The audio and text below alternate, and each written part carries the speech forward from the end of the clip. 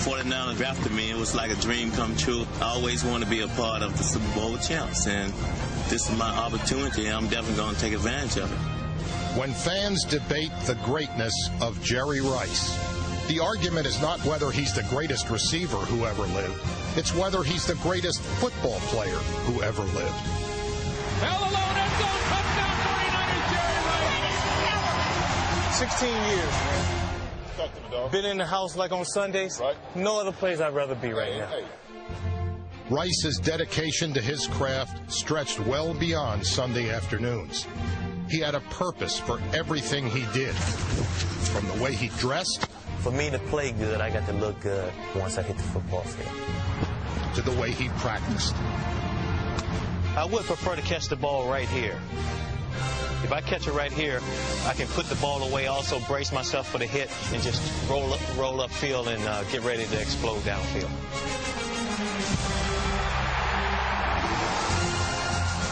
Jerry Rice shattered every career receiving record. He has the most receptions, most yards, and he has crossed the goal line more times than any player in history.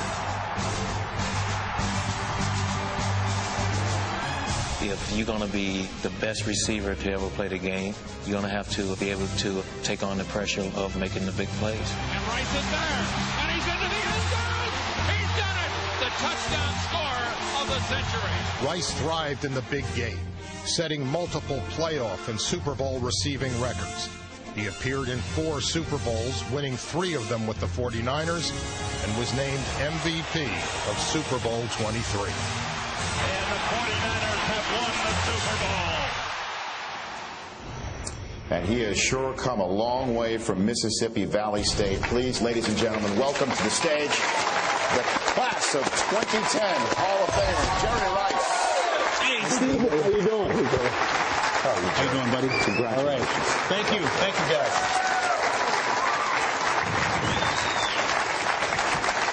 I think I can still play. Yeah, you think so? Yeah, just watching those highlights like that was exciting. Why don't you tell everyone what you told me when you were looking at those highlights? Well, the thing about Jerry, think how many times in his career that he's actually had to dive for a ball. He had an innate a knack, amongst many things that he could do, is that he could go to the ground, take balls off the turf, essentially, and keep running. He was the first guy that they made yards after catch as a stat because of Jerry Rice, because of how he ran with the football after the catch. Do you remember diving for a football, Jerry? No, you know what? When the ball is in the air, if it's low to the ground, I could always just use my big hands. And what I wanted to do, I always wanted to, just keep moving my feet. That was important because, like those difficult catches, you see a lot of guys just fall to the ground. I wanted to be able to snatch it and still try to drop 6. Now remember, the thing that he brought to the game, really, there's some guys that come into football and they become successful because they're just blue collar. Their work ethic is just, they don't have a lot of talent, but they outwork everybody. And that's their motto. That's what they get into it. Jerry outworked the work ethic guys and had supreme talent. I've said for many years the thing that separates him is how many supremely talented individuals actually work at that the top percentile.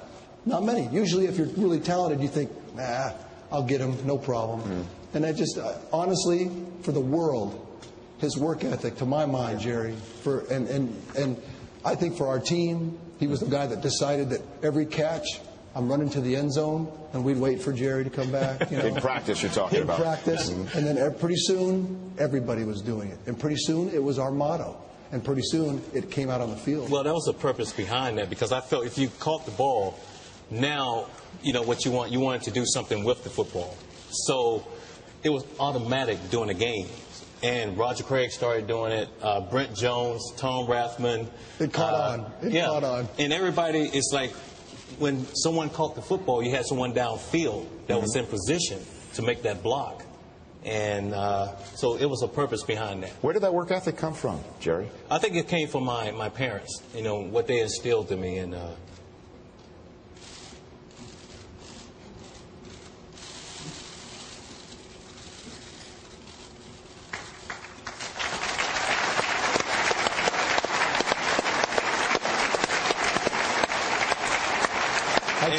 told you it would happen.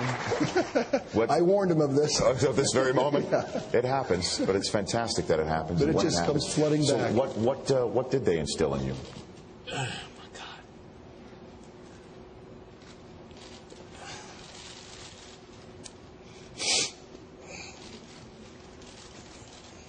Oh, my God. Excuse me. It's okay. It's the enormity of it all. Well, let me switch up then. Let me switch this question up for you, Jared. I was told you were actually nervous about today's selection process. Is that a true story? You were nervous? Yeah, that's very true because, I never take anything for granted. And my parents, what they instilled in me, and my father, he's deceased now. It was just hard work. Mm-hmm. Hard work and your appreciation for the game. And I love this game. It was everything to me, and I'm really just honored to be here, to be in front of all the legends who made football what it is today. So many people here. I have my daughter here today, and my wife, the mother of my kids. She did a great job with raising my kids when I was on the road. And there's a sacrifice that you have to make if you want to be the best. And I respected this game, and I've had two great Hall of Fame quarterbacks, with Joe Montana and Steve Young, a great owner with Eddie DeBartolo, a great coach. And I really love this man, Bill Walsh.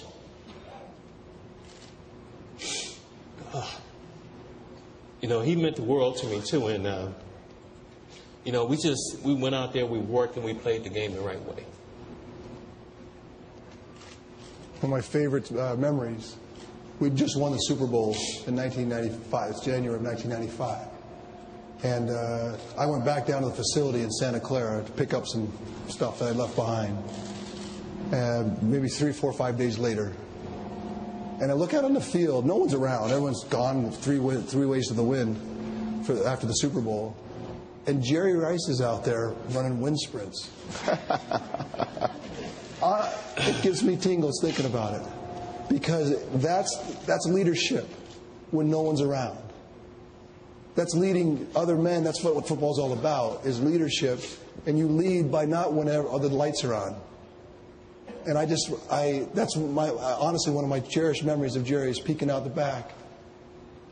Now, did I go join him in the wind sprints? Yeah. I did not. No. But that was a solo gig for him that night. Did anybody join? Nobody joined.